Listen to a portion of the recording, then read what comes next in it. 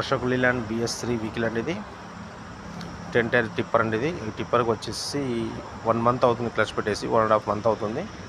Assembly వేశారు. తిరిగి మళ్ళీ గేర్ బాక్స్ చూసాం, డూమ్ చెక్ చేసాము. రివర్స్ గేర్ అనేది పట్టుకుంటుంది. ప్రాబ్లం ఏంటంటే రివర్స్ అయిన గేర్ అనేది పట్టేస్తుంది.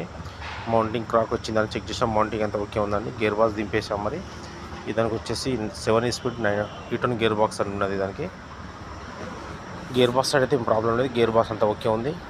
జస్ట్ క్లచ్ పెట్టి అంతా ఊడి తీసాము. చూడండి, ఇక్కడ కొంచెం ఆయిల్ సీల్ అనేది లీక్ అవుతుంది. ఫ్లాంజ్ ఆయిల్ సీల్, అది ఆయిల్ సీల్ ఒకటి వేసుకుని సరిపోతుంది. నెక్స్ట్ వచ్చేసి స్ప్రింగర్ ప్లేట్ అండి ఇది. స్పెజర్ ప్లేట్ ఇది. ప్రెజర్ ప్లేట్ అనేది ఏమైందంటే మొత్తం రుద్దేసింది. ఎందుకంటే క్లచ్ ఆఫ్ కాలే కదా, రుద్దేసి చూడండి బ్లాక్ కలర్ అయితే ఎర్రగా అయిపోయింది. ప్లేట్ మాడిపోయింది. ఈ ప్లేట్ అయితే మరీ పనికిరాదు. ఈ క్లచ్ ప్లేట్ అయితే వన్ సైడ్, ఇది ఈ సైడ్ అడిగిపోయింది మొత్తం. ప్రాబ్లం ఏంటంటే ఇది ఫ్లైవీల్ అసెంబ్లీ ఫేస్ ప్లేట్ గడ్డ ఉంది కానీ ఈ గడ్డ అనేది పగిలిపోయింది. ఈ ప్లేట్ పగిలిపోయింది. ఈ ప్రాబ్లం వచ్చేసింది. దాని ఫ్లైవీల్ రింగ్ కూడా పోయింది, కొట్టేసింది. ఈ గడ్డ క్రాక్ రావడంతో మనం క్లచ్ దొక్కిన క్లచ్ ఆఫ్ కాదు, రివర్స్ గేర్ కాదు, ప్రతి గేర్ కూడా గట్టిగా కస్తిగా పడుతుంది. సోన్ కూడా వస్తూ ఉంటుంది. అశోక్ లీలాండ్ టిప్పర్ అండి ఇది. మరి ఈ వీడియో మీకు నచ్చితే లైక్ చేయండి.